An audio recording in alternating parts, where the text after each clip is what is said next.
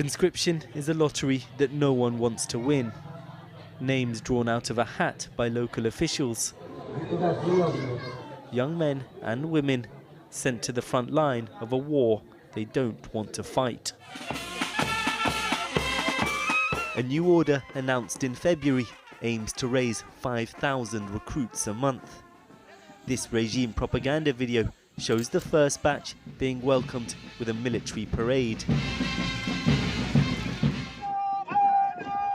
But it's a desperate move by a deeply unpopular army.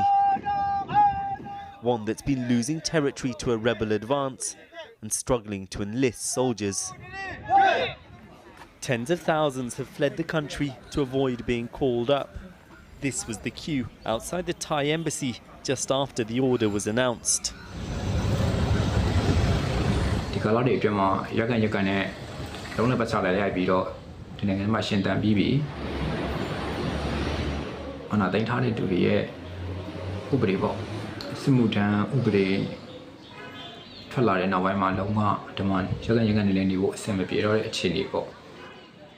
These videos were filmed for us by a journalist as he escaped abroad to avoid the draft.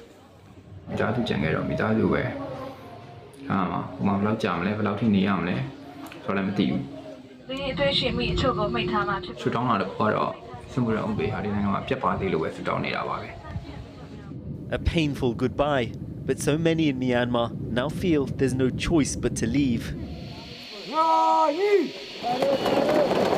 Others have chosen to fight back. At a training ground for resistance forces in Karenni State, we meet some of those who've just signed up. Amongst them, Tet Pyo. It was a fear of the conscription law that pushed him to join the rebels.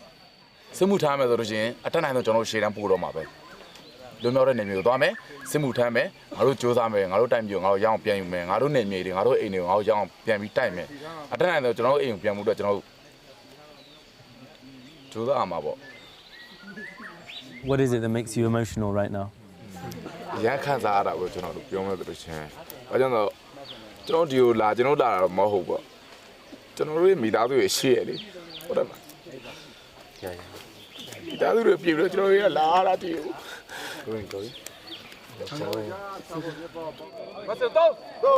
The regime's attempts at ensuring its own survival are robbing a generation of its future.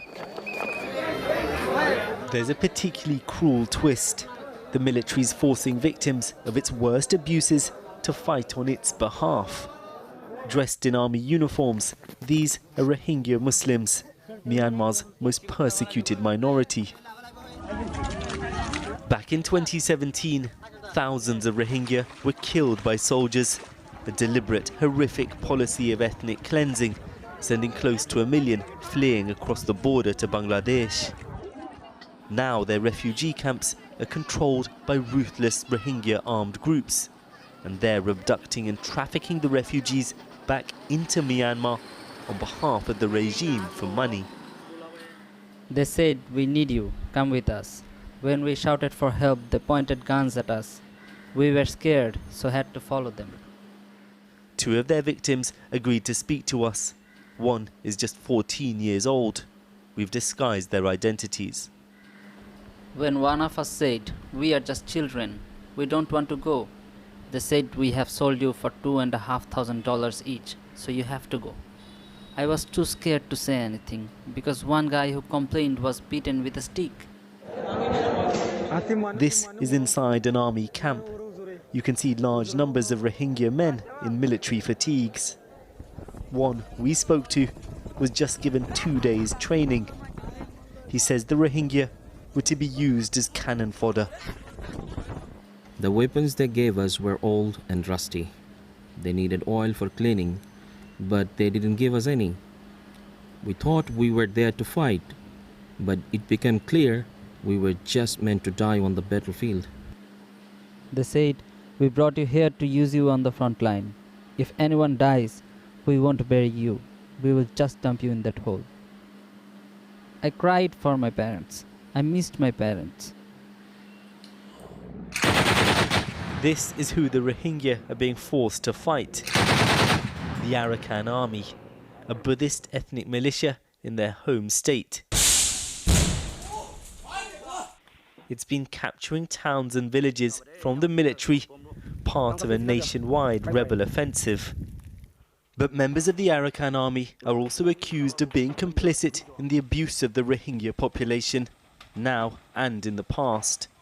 Here, a huge crowd allegedly forced out from their villages by the militia, though the Arakan Army deny persecuting them.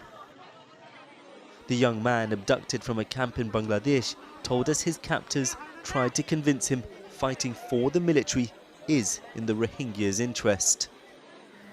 They tried to persuade us by saying they are both our enemies. We must pick one side and support them so we can reclaim our land. Some Rohingya men appear to be willing recruits, raising fears ethnic tensions between the Rohingya and the Buddhist majority will explode again. Both victims eventually managed to flee back to Bangladesh, but at least 1,000 Rohingya are believed to have been forced to join the military. Desperate and vulnerable, they're trapped in a conflict that's tearing apart so many different lives.